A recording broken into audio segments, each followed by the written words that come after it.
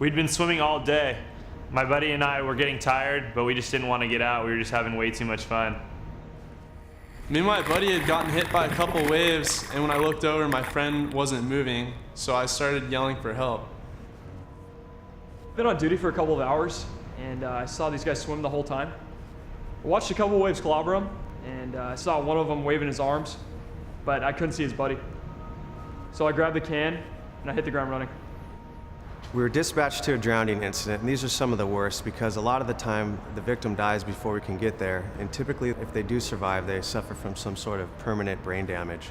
So I was feeling sick to my stomach all the way to the beach. All I remember is hearing my buddy yelling.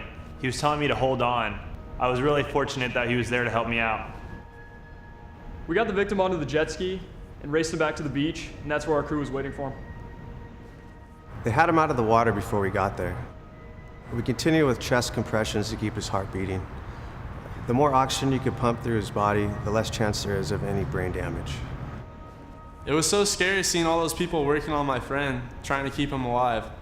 I wish there was more I could have done to help. It was a good thing he was swimming with his buddy. Lifeguards are always watching the water, but at crowded beaches and pools, it's always helpful if someone can signal a lifeguard when their friend is in trouble. We found out from the hospital they didn't suffer any permanent brain damage.